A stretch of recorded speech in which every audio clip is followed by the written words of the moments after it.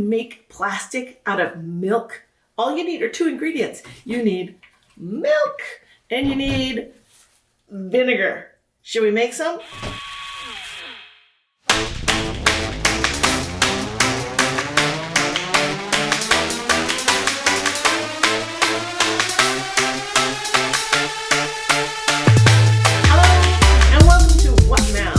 What now? Well, today I'll tell you what now.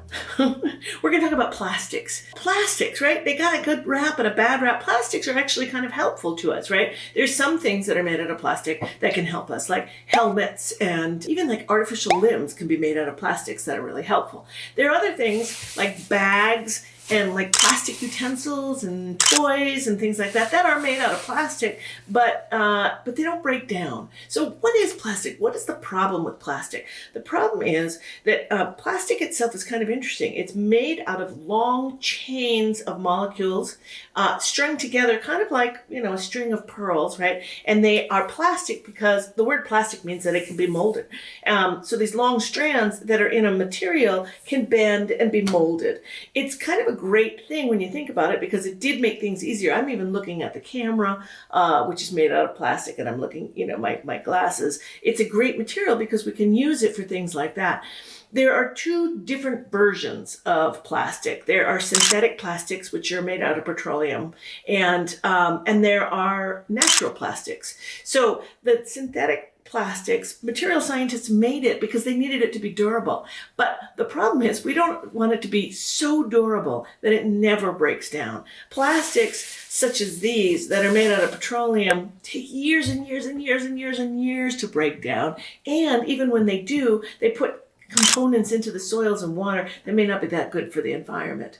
So there are these things called bioplastics, which can break down. They're made out of natural materials and microbes can chew them up and break them down. So here's what I wanted to talk about today. You can make plastic out of milk.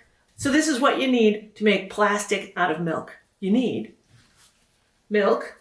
You need a cup of milk. You need vinegar. You only need 4 tablespoons of vinegar. You need a bowl to mix it in. You need something that can go into the microwave because you want to heat up your milk. You need a spoon. You need some paper towels. You need another bowl. And then if you want, glitter and food coloring. And I also have some cookie cutters here because when you mix the plastic, it's kind of fun to make them into that. So this is what you do. You also need a measuring cup and measuring spoons. I'm going to take the white vinegar, which I poured into this glass because that jug is too unmanageable. And I'm going to take 4 tablespoons of vinegar and put it in my bowl. 1, 2, 3, 4. Now, I've heated up my milk in the microwave. I heated it up. You want it to be hot chocolate hot. Right? You don't want it to be scalding. You just want it to be hot. So I poured it into this microwave safe cup and I microwaved it for about a minute and a half. What I did is I did a minute, I stirred it. It wasn't quite hot enough, so I gave it 30 more seconds. Your microwave's probably going to be different, but get a grown up to help you to turn it hot chocolate hot. And then this is what you want to look closely at because I'm going to pour this milk into this cup of vinegar. So I'm going to take the milk and I'm going to pour it into the vinegar. Now watch closely what happens. I'm pouring it in. Ugh, do you see that? It's turning solid. Look at that. Those are actually curds. It's curdling the milk.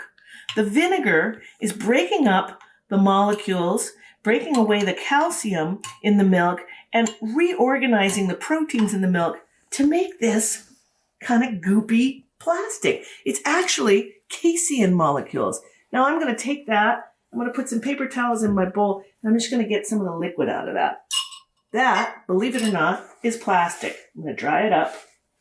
And then I'm going to just mix it and mold it. See, the water's coming out of it. I want to get the water out of it. So I've taken the proteins, which are just floating around in the milk, and the vinegar separates that, reorganizes them into these long chains of polymers, and what you get is plastic. Now, when you keep moving it around like this, you're actually reconstituting the plastic, and you're making it into this kind of really cool, movable, moldable material. And then you want to mold it into a shape. You can roll it into a ball. It's a little crumbly. You want to kind of make it as smooth as you can by working it. The more you work it, the smoother it's going to be.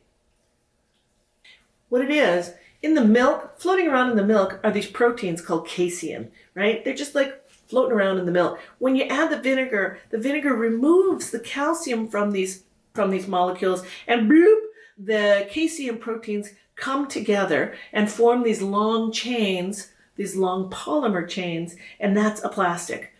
In the 1900s, they used this. They used to make jewelry out of this and buttons out of this, and even like the holders for fountain pens.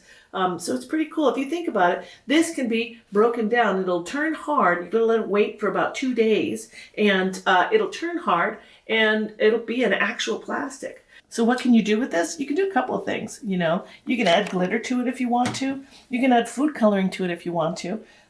You can take little cookie cutters. So you can smush it right into a cookie cutter.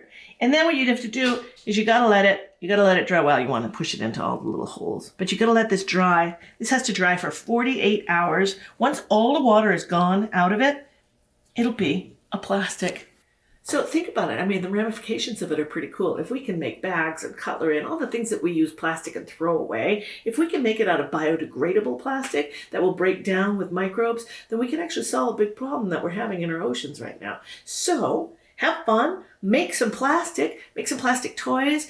You can use some glitter. You can use some food coloring. You can turn it into something kind of sparkly and cool. Make something cool, show me. Put it in the comments. Thanks for watching. I'll see you next time on What Now?